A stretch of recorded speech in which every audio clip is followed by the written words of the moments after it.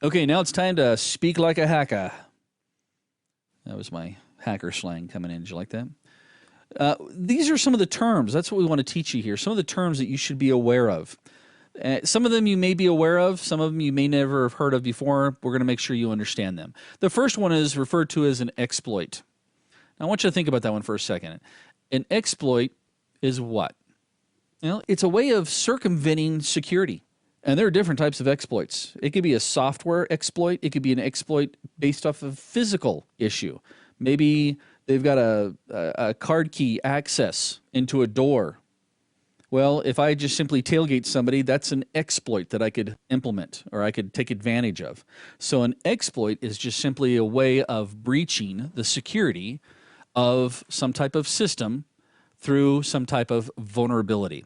And we'll talk about vulnerabilities here in just a second. That's another term I want you to become familiar with.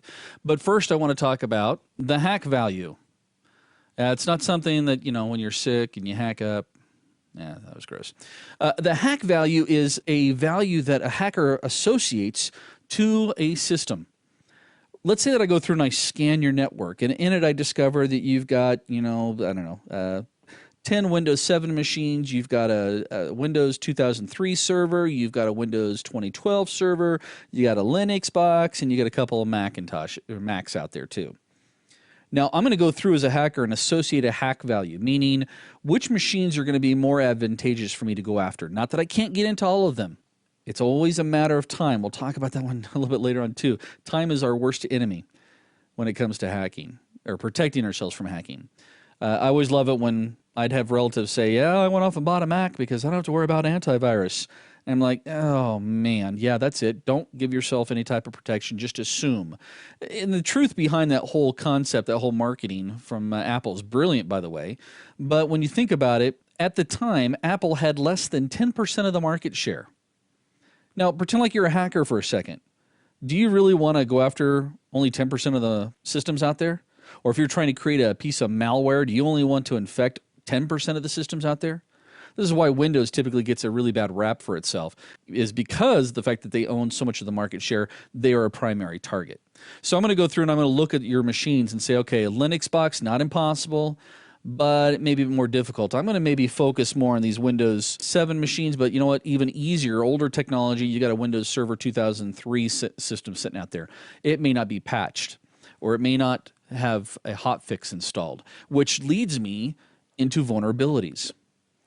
Vulnerabilities is a weakness in the design or a weakness in the implementation of a system.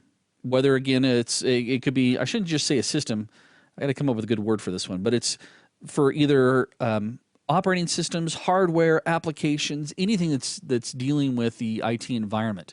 It may have a vulnerability. There are vulnerabilities on routers. There's vulnerabilities on Adobe Acrobat. There's vulnerabilities for webcams. I mean, they're everywhere.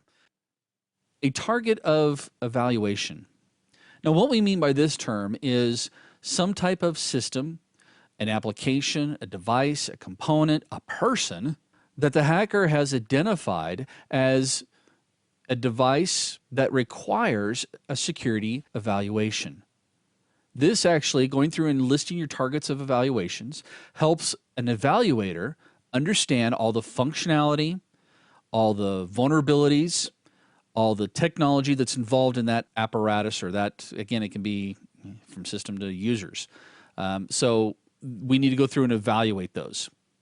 We also have what they refer to as a zero-day attack.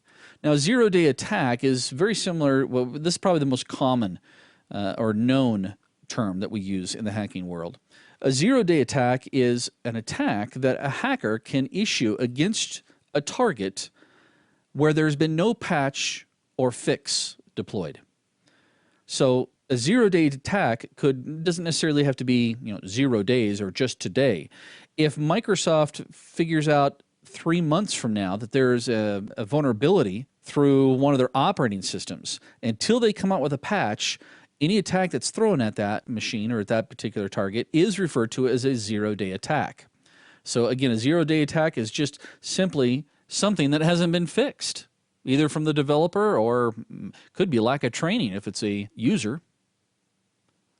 And finally, we have something called daisy chaining. Daisy chaining is, well, let me explain it to you, 'cause sometimes it's a little bit easier to understand if I explain it. Daisy chaining is, let's say that I come into your network and I scan your network and I see that you've got these Windows 7 machines out there, you've got some servers out there. I'm going to try to compromise one of your desktop machines. And I'm going to do Billy Bob down at the mail department, his mail room. Do we even have mail rooms anymore? Email rooms. No, we'll go with marketing. So we're going to go through and exploit his machine, and I'm going to pwn his machine really, really bad so that I'm in total control of it. Then I'm going to use his machine to attack your servers. And I'm going to clean my tracks when it comes to making sure on his desktop machine that you can't tell I was on his machine. I really don't care that you can see that Billy Bob's machine was on your server, because guess what's going to happen? An inexperienced IT person is going to look at the server, look at the logs, and go, oh, Billy Bob's machine's attacking me. Then they run down to Billy Bob's machine. They're like, what are you doing, Billy Bob? And he says, I don't know what you're talking about. Sure you don't. Because they look at Billy Bob's machine and there's no record. So that's daisy chaining, using one node or device to help me attack a secondary node within your environment, or multiple nodes within your environment.